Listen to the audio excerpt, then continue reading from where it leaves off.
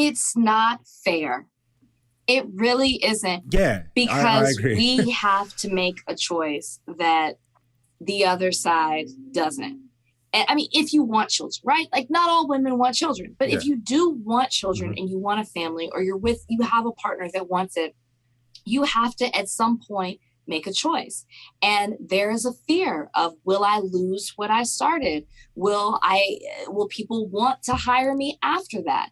And of course there's legal in place where that's not supposed to happen, but let's be honest, it does. And it's like, will people look at me a certain way? Will I have the flexibility that I have before?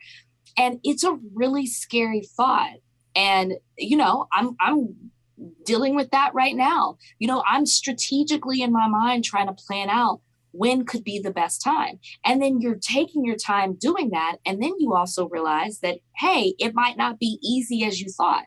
You can't be like, hey, July 2022, I want to make this happen. And then, it can be a lot more difficult from you. I mean, very recently, and they've been outspoken about this, Astrid and Kevin, who are very good friends of ours, they had to go through the IVF process to have children, and it didn't happen as naturally or as easily as they thought that it was. It's something that, as you get older as a woman, you think about all the time. And it's just so, back to the first thing I said, it's just so unfair, because like you want it, but then you feel selfish in certain ways because it's like, well, I also want this career, but then I also want to start a family. And I see a lot of women who are able to do both. So I don't want to make it seem like you can't have both. It's just taking that step and actually making it happen. And there really isn't. What I've also learned is talking to a lot of working moms, there is no right time. Stop trying to plan the perfect time. You just have to, do it. Take those steps to do it. Are you taking that advice? Yeah. Okay, so when am I expecting a little news?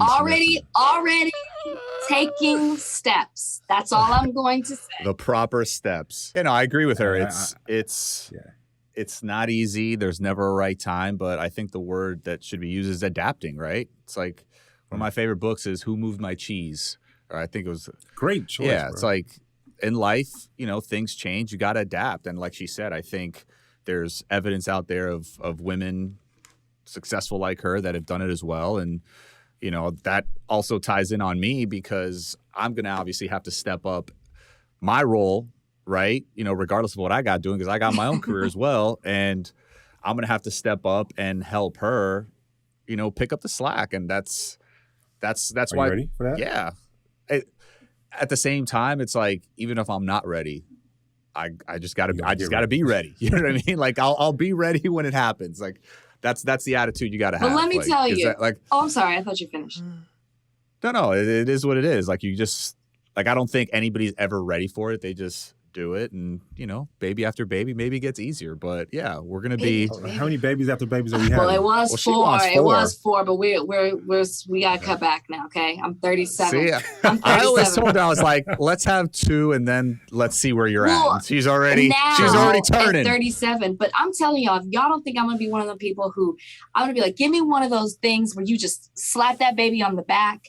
I'm gonna be doing interviews with that baby sitting on the back or on the front. I'm gonna be moving because it's like to be working out, doing squats with the baby in the back. Yeah, our parents did it. Like my mom worked, Brian, your mom worked, Mike, I'm sure your mom worked too.